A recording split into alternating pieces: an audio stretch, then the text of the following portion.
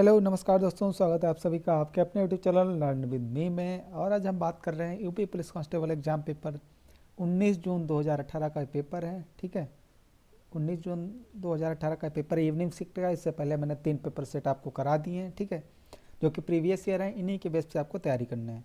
तो आज का हमारा जो पेपर होगा कौन सा होगा, 19 जून 2018 का पेपर होगा। चलिए सोल्यूशन ड्रॉ करते हैं शुरू। पहला क्वेश्चन हमारा, निम्नलिखित शब्दों में से स्त्रीलिंग शब्द की पहचान कीजिए। तो मैंने पहले ही आपको बताया था, जो भी शब्द आपको स्त्रीलिंग पुल्लिंग पहचानने का है तो उनके साथ शब्द प्रयोग करिए और उनका एक यूज करिए। क्या बोला था मैंने? होता है, होती है। ठीक है, होता है और होती है। ठीक है, अगर होता है तो पुल्लिंग है, होती है तो स्त्रीलिंग है। ठीक है, तो संसार होता है, गौरव होता है, समुदाय होता है। ठीक है, तो अश्विनी, ऑप्शन नंबर डी आपका क्या हो जाएगा? स्त्रीलिंग। ऑप्शन नंबर डी आपका हो गया स्त्रीलिंग। अगला क्वेश्चन हमारा, निम्नलिखित में से कौन सा जोड़ा सही नहीं है? तो बेटी का बहुवचन क्या होता है? बेटियां होता है। श्रोता का श्रोतागण होता है। बधु का बधुएं होता है। और डिविया का क्या होता है? यही गलत है आपका, डिविया का डिविएं नहीं होता है। ठीक है, क्या होता है? इससे पिछले वीडियो में मैंने बताया भी, तो आपसे पूछा भी था कि इसका बहुवचन क्या होगा। तो इसका ऑप्शन आंसर हो जाएगा डिवियां। क्या हो जाएगा? डिवियां। इस पर चंद्र बिंदु लग जाता है। चलते हैं अपने नेक्स्ट क्वेश्चन पे। अगर आप चैनल पर नए तो चैनल को सब्सक्राइब कीजिए, वीडियो को शेयर कीजिए। धन्यवाद। ठीक है, नेक्स्ट क्वेश्चन हमारा, निम्नलिखित शब्दों में से विशेषण शब्द को पहचानिए। तो विशेषण की एक ही पहचान होती है, तो उसके साथ हम क्या करते हैं? वर्ड को प्रयोग करते हैं। तो आपने सुना होगा ऐतिहासिक धर्म ग्रंथ। ठीक है, ऐतिहासिक पुस्तक, धर्म पुस्तक लिख देता हूँ यहाँ पे, ऐतिहासिक धर्म पुस्तक। ठीक है, तो उपासना क्या आपका होता है? उपासना के साथ कोई वर्ड प्रयोग करके मुझे बताइए। नहीं होता है। ठीक, आश्वासन भी कुछ नहीं होता है, उपेक्षा भी कुछ नहीं होता है। ठीक है, तो ऐतिहासिक धर्म हो सकता है, ऐतिहासिक वस्तु हो सकती है, ऐतिहासिक कुछ धर्म पुस्तक हो सकती है। ठीक है, तो वर्ड का प्रयोग करेंगे। अगर सब विशेषण और विशेष का संबंध बन रहा है तो वहीं पे एक विशेषण हो जाएगा। ठीक है, विशेषण विशेष का अगर संबंध बनेगा वहीं पे विशेषण यूज होगा, क्योंकि विशेषण अकेले यूज नहीं होता, उसके लिए विशेष चाहिए। विशेष क्या होगा? जो उसके साथ अच्छे से सटीक से उसका अर्थ निकाल पाए। ठीक है, क्योंकि विशेषण का काम ही होता है विशेषता बताना। ठीक है, तो विशेषता बताना ही उसका। जागना मूल क्रिया का प्रथम प्रेरणार्थक रूप क्या होगा? तो इसका आंसर हो जाएगा ऑप्शन नंबर, इसका ऑप्शन नंबर हो जाएगा ए। ठीक है, जागना। ये क्या है? मूल क्रिया का प्रथम प्रेरणार्थक रूप क्या होगा? ठीक है, तो पहला ऑप्शन हो जाएगा जागना। अगर इसका द्वितीय पूछता तो कहता है जगवाना। ठीक है, ओके। चलते हैं नेक्स्ट क्वेश्चन, इसका आंसर नंबर ए हो जाएगा, ऑप्शन नंबर ए। चलते हैं नेक्स्ट क्वेश्चन पे। नेक्स्ट क्वेश्चन हमारा, निम्नलिखित में से पूर्ण वर्तमान काल को स्पष्ट कीजिए। तो ऑप्शन ए है हमारा, अब हमारे पढ़ने का समय हो गया है।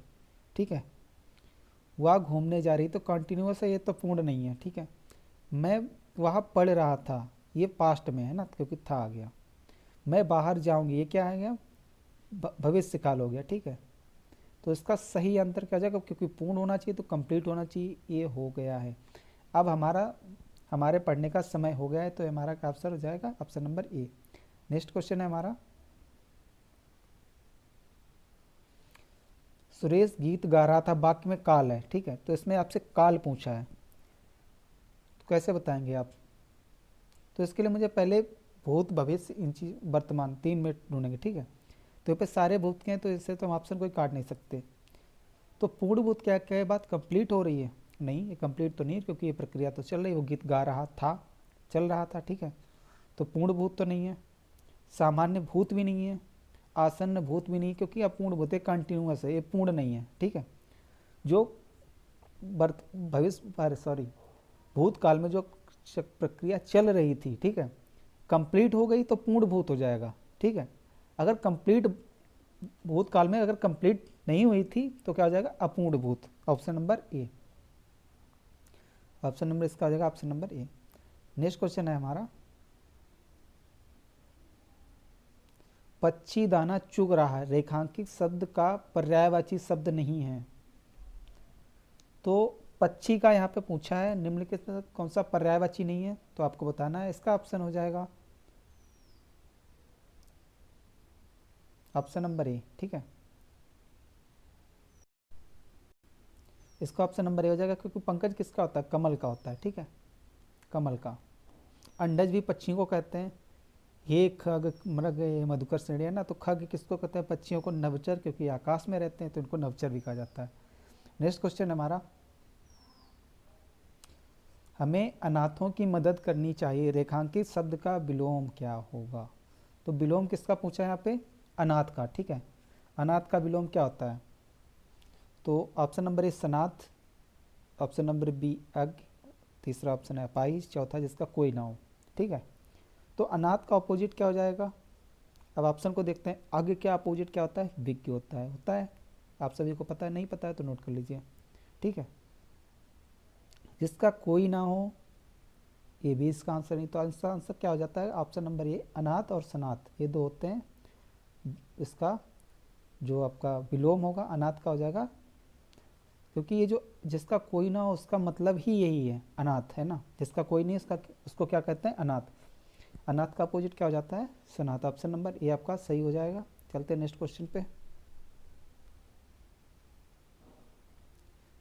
नेक्स्ट क्वेश्चन हमारा, निम्नलिखित शब्दों में से कौन सा शब्द अनेकार्थी नहीं है, ठीक है। तो कनक के भी दो अर्थ होते हैं ना, सोना और धतूरा होता है ना, ओके।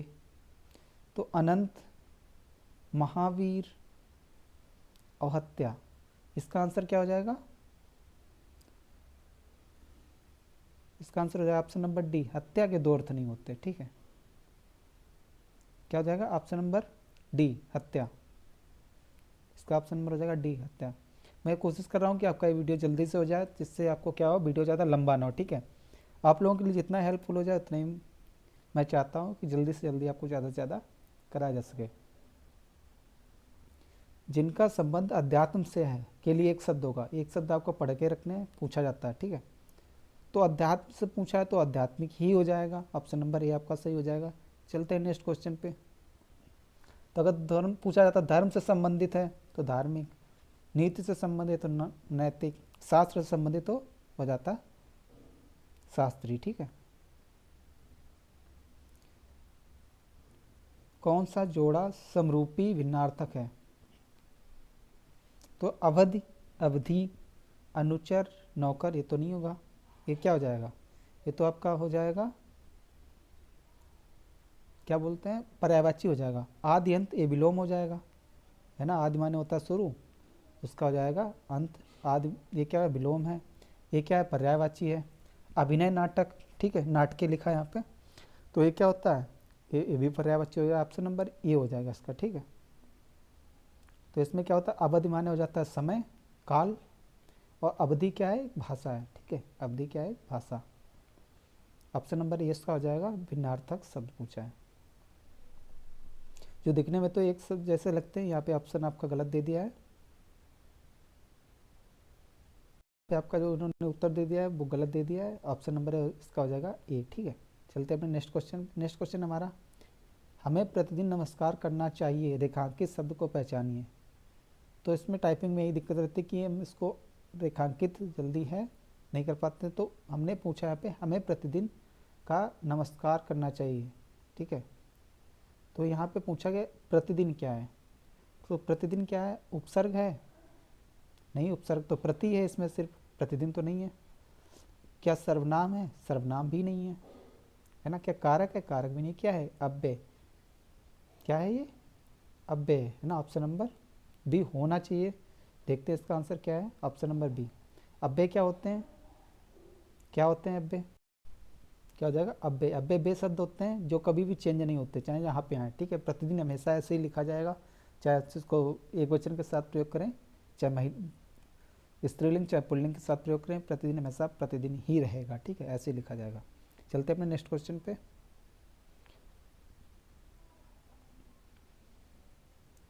इसमें मिलाप शब्दों में कौन सा प्रत्यय है, ठीक है। तो कौन सा प्रत्यय है इसमें, क्या पे मिल सब प्रत्यय नहीं, क्योंकि प्रत्यय तो पीछे से लगते हैं। क्या आप है, क्या अप है, क्या लाप है, तो इसका हो जाएगा ऑप्शन नंबर बी मिलाप, ठीक है। मिलना धातु है, मिल धातु, मिलना क्रिया है ना, तो इसी से बना है क्या है, मिलाप, तो ऑप्शन नंबर हो जाएगा बी आपका, ठीक है। चलते हैं नेक्स्ट क्वेश्चन पे। नेक्स्ट क्वेश्चन हमारा, प्रति प्लस आघात का संधि रूप क्या होगा। ठीक है, संधि रूप क्या होगा। तो आपको अगर आपने संधियाँ पढ़ी हैं तो ये क्या हो जाएगा, प्रति में से ई निकलेगा प्लस आप मिलके क्या हो जाएगा, या हो जाएगा। ठीक, तो क्या हो जाएगा, प्रत्या, ऐसे निकलता है ना, जब हम स्वर निकालेंगे तो ऐसे हो जाएगा।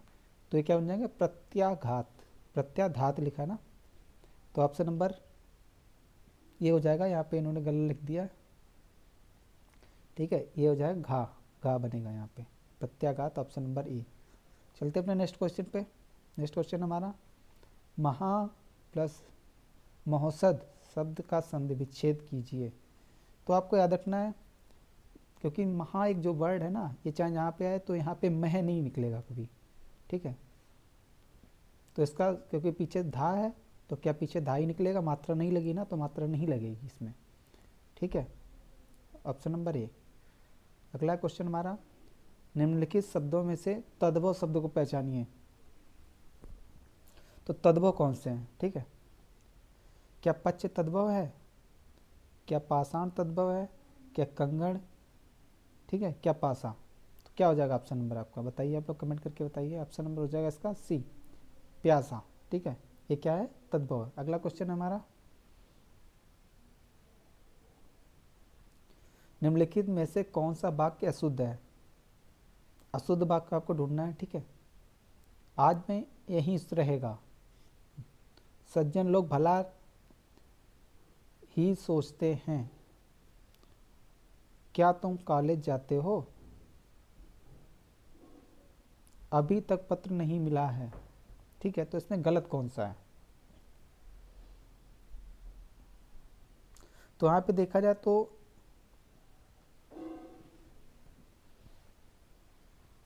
इसके दो गलत हो जा रहे हैं। ठीक है, इसको मैं यहाँ पे आज मैं यहीं रहूँगा करना पड़ेगा, वरना ये गलत हो जाएगा। दो ऑप्शन इसके गलत हो जाएंगे। तो इसमें कौन सा हो जाएगा, सज्जन लोग यहाँ पे गलत हो जाएगा, क्योंकि सतजन का ही मतलब होता है अच्छे लोग। ठीक है, सतजन ये संधि होके बिना है, सज्जन बना है। ठीक है, तो अच्छे लोग जब एक बार आ गया तो लोग वर्ड यहाँ पे दोबारा से इस्तेमाल नहीं होगा। ठीक है, तो इसका ऑप्शन नंबर बी हो जाएगा। ओके, चलते अपने नेक्स्ट क्वेश्चन पे।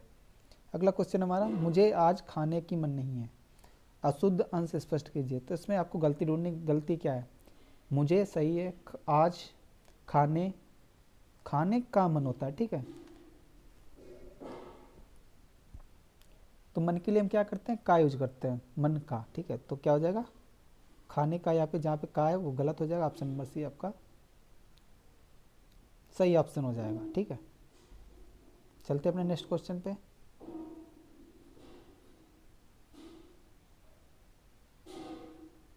वाच्य कितने प्रकार के होते हैं। तो वाच्य कितने प्रकार के होते हैं, तीन, कर्मवाच्य, कर्तृवाच्य, कर्तृवाच्य, कर्मवाच्य और वाच्य, भाववाच्य। ठीक है, तीन होते हैं, भाववाच्य तीन होते हैं। ऑप्शन नंबर ये आपका सही हो जाएगा। चलते हैं नेक्स्ट क्वेश्चन पे। अगला क्वेश्चन, वाक्य को समाप्त करने के लिए किसका प्रयोग करते हैं। तो जब वाक्य एंड होता है तो वहाँ पे कौन सा प्रयोग होता है, इसको क्या बोलते हैं, यही डंडा लगाते हैं ना, तो इसको हम क्या बोलते हैं, पूर्ण विराम। Option number B. अल्प विराम क्या होता है, कॉमा।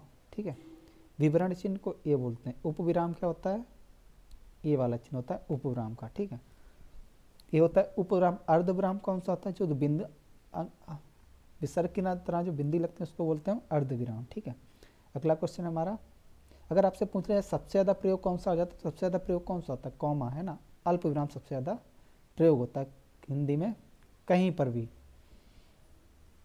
माता पिता लोहे के चने चबाकर चबाकर बच्चों को क्यों पढ़ाते हैं। रेखांकित शब्द का मुहावरा का अर्थ क्या है। तो मुहावरे का अर्थ बताना है आपको, बहुत कठिनाई झेलना, स्पष्ट बात करना, ये नहीं होगा आपका। बहुत ही विश्वास रखना, ये भी नहीं होगा। बहुत ही आशा रखना, ये मतलब लोहे के चने चबाकर मतलब वो बहुत ही कठिन कार्य झेल कर भी वो क्या करते हैं, कठिनाई समस्याओं का सामना करके भी अपने बच्चों को पढ़ाते हैं। तो इस मुहावरे का क्या यही अर्थ था, ऑप्शन नंबर ए। ठीक है, अगर आपको वीडियो पसंद आ रहा है तो चैनल को सब्सक्राइब कीजिए, ताकि जो और मैं वीडियो डालूँ आप तक पहुँचे। ठीक है। क्वेश्चन 61 नंबर हमारा, कहाँ राजा भोज कहाँ गंगोतेली, इस लोकोक्ति का अर्थ क्या होगा। तो इसको हम कहाँ पे यूज करते हैं, यहाँ पे बहुत एक विशिष्ट आदमी की हम तुलना करते हैं, एक सामान्य व्यक्ति की तुलना करते हैं ना। तो ऑप्शन नंबर ये आपका हो जाएगा। तो दोनों बराबर नहीं होगा, किसी तरह की जिम्मेदारी ना उठाना, ये भी नहीं होगा, गुण भी नहीं होगा। ओके, चलते हैं अपने नेक्स्ट क्वेश्चन पे। अगला क्वेश्चन हमारा, जहाँ एक वर्ण की आवृत्ति बार बार होती है तो वहाँ पर कौन सा अलंकार होता है। कौन सा होता है, यमक में क्या होता है, थोड़ा थोड़ा बता देता हूँ। आपने कनक शब्द सुना होगा, कनक कनक है ना। तो कोई भी वर्ड दो बार आता है लेकिन दोनों बार उसका अर्थ अलग होता है, तो क्या होता आता है उसका यमक अलंकार। जहाँ पर एक ही वर्ड बार बार रिपीट होता है उसको क्या कहते हैं, आवृत्ति ज़्यादा होती है, उसको कहते हैं अनुप्रास। ठीक है, तो जहाँ पे किसी उपमेय में उपमान का संभावना व्यक्त की जाती है वहाँ पे क्या जाता है, उपमान। ठीक है, जैसे चरण कमल बंदौ हरिराई, चरण कमल बंदौ हरिराई। ठीक है, आपने सुना होगा, आपको पढ़ना पड़ेगा अगर आप तैयारी कर रहे हैं तो। यहाँ पे मैं आपको प्रीवियस ईयर से अवेयर करा रहा हूँ कि आपको किस लेवल तक पढ़ना है। श्लेष अलंकार आपने पढ़ा होगा, पानी गैन उबरे बिन पानी सब सून, है ना। तो ये वाली जो होता है मोती मानुष चून, तो ये एक ही वर्ड के लिए अलग अलग शब्द हो जाते हैं। तो पानी का यहाँ पे जो था, ठीक है, तो इसका अलग अलग सब सेंस में यूज हुआ, इसका अलग अलग चीज़ों। मोती के लिए पानी का मतलब क्या है ना। मनुष्य के लिए पानी का मतलब क्या है, और चूने के लिए पानी क्या है। ठीक है, तो ये आपका ऑप्शन नंबर हो जाएगा बी, अनुप्रास। अगला क्वेश्चन है हमारा, जो मासिक सम छंद है, ठीक है, सॉरी यहाँ पे मासिक नहीं होगा, यहाँ पे होता है ना मात्रिक अर्धमात्रिक। तो जो मात्रिक छंद है ना, मात्रिक सम मात्रिक छंद है। सम का मतलब क्या है, जो आएगा इसकी मात्राएं इसमें क्या होंगी, सम होंगी। ठीक है, तो प्रत्येक चरण में 16 मात्राएं होती हैं, उसे कहते हैं। तो 16 मात्राएं किस में आती हैं, चौपाई। ऑप्शन नंबर है आपका सही है, चौपाई। ठीक है, दोहा में क्या होता है, 13-11 होती है ना, पहले तीसरे में 13-13, उसके बाद 11-11। ठीक है, चलते हैं अपने नेक्स्ट क्वेश्चन पे।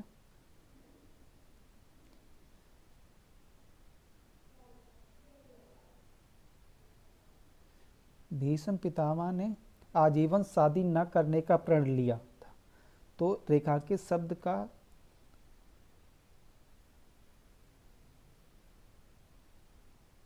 समास पूछा है यहाँ पे, समाप्त यहाँ पे लिख दिया समास। समास क्या होगा, ठीक है। तो रेखांकित शब्द क्या है, आजीवन। तो आजीवन में समास कौन सा है, क्या तत्पुरुष समास है, नहीं, तत्पुरुष तो नहीं होता है।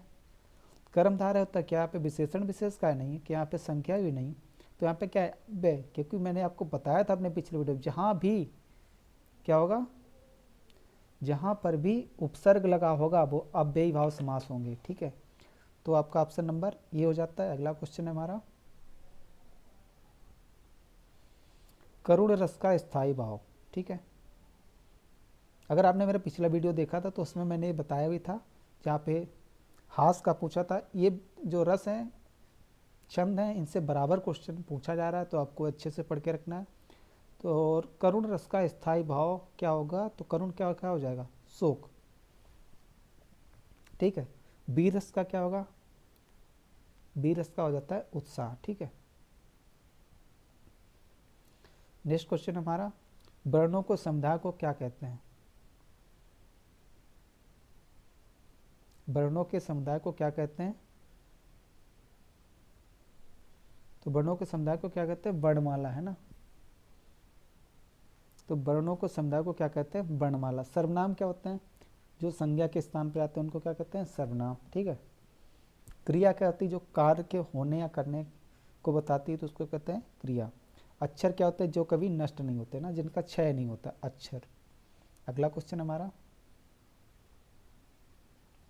अब यहाँ पे आपका गद्यांश दिया हुआ है, गद्यांश आपको मैं कोशिश करूंगा जल्दी से इसको करवाने की।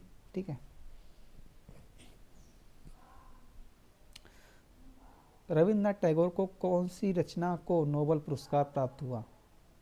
तो नोबेल पुरस्कार आपको देखना है, इनको किसके लिए प्राप्त हुआ। तो यहाँ पे दिया 1913 में उन्हें नोबेल पुरस्कार दिया, गीतांजलि रही। ठीक है, गीतांजलि के लिए क्या हुआ, नोबेल पुरस्कार प्राप्त हुआ।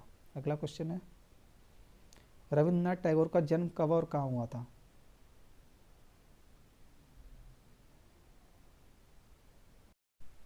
आप देख सकते हैं यहाँ पे रविन्द्रनाथ टैगोर का जन्म जो था 7 मई 1861 को कलकत्ता के एक बंगाली परिवार में हुआ था। ठीक है,